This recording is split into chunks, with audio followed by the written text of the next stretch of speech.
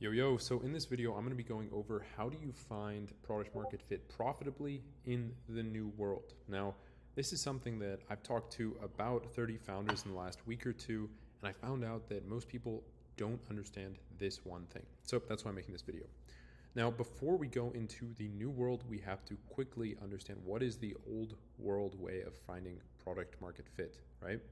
Now, product market fit, for those of you who don't know, is how do you get a product on the market to make sure that there are people out there that will actually pay for it? Very important, pay for it, right? Free users, not really important in this context, right? That it could be in some cases, but what I'm talking about is how do you profitably make a business? So we have to collect cash, right?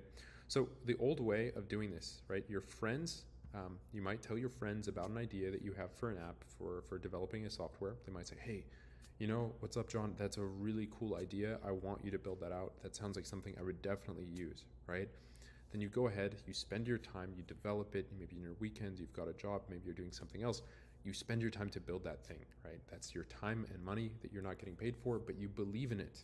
You think it is so good that it's going to change the world, that it is going to do something and create at least some sort of a financial impact to your life, right? Now, here's the thing. Most people believe that their product is going to be so groundbreaking that it will change the game, that people will know about it, that it will automatically and inherently be so good that that people will download it. Only to the realization that that's not the case. So what happens?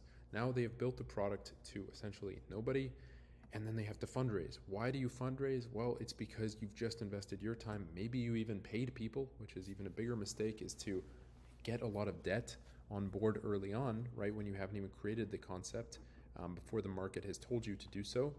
And then you have to wait. Then you wait to get funding, and you go to different meetings. Now, the way I know this is because I've seen family members struggle and do this exact thing. I've seen it with people in my life. I've seen it with friends, family, do the exact same thing, right? They develop something the market doesn't yet need. Now, what happens when you do this? Well, you can just fail downright. You can fail because you didn't raise funding, because capital ran out, because maybe you used your savings and you had to go get a job again, or maybe because you never quit your job and you're so focused on doing your job that you never got to the point where you want to be, right? Then this leads us to maybe a 10% chance of a win, maybe even less, right? Probably a lot less than that, honestly. So needing to raise funds is, once you're out of funds, then you only have one chance, right? It's just, let's go to investors. Now, how likely is an investor going to invest in what you do if you don't have product market fit, if nobody is actually paid, or if you have only 10 users or a few people that want to pay, right? They're not, right? That's just how it goes. Most founders that are technically inclined, technical founders, don't understand this. And that's why technical founders usually don't have the success that they're looking for and need to pair themselves with someone who has the marketing savvy to understand what the market needs, right? But I'm pretty sure that you're watching this video, you're going to be understanding that today, and you'll be good to go, right? So this leads to a massive waste of time and energy trying to impress investors, right? If you go the investment route, if you do make it, if you're in the very, very small percentage here, less than 5%, I would say, of people that are actually getting significant investment to do this, right? Then that means, hey, you had a good guess and the investors believed in it, and even that is not a chance of a win, right, in the end. So finally, what is the new world product market fit, right? Now, the new world is something very interesting. Now, this is something that I've been designing. Is you start out with the thesis. You start out with the idea of what you believe the app would be, right? This is not going to your friends and family, right?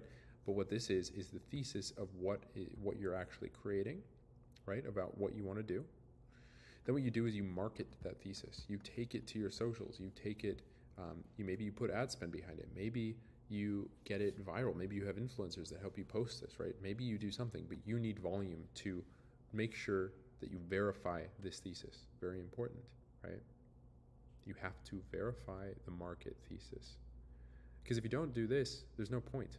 There's no point in moving forward, because this is where, on the old world, you launch it to no one, right? We need to launch to people that are ready to buy, right? We just did this recently with one of the founders that is a partner in our SaaS founders community, in the SaaS Scaling Launchpad program.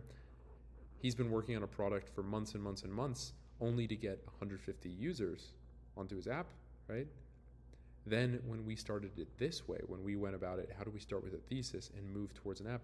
Then once we've launched, he launched yesterday, he's already made a couple $1,000s based pre-sales of what he's doing, right? By collecting and interacting with leads. He's already got a bunch of people who've been telling him for months, please build this, I really need this, right? And the day that he launched, he was able to make a lot of money, right? So you interact with the leads that you've collected, right?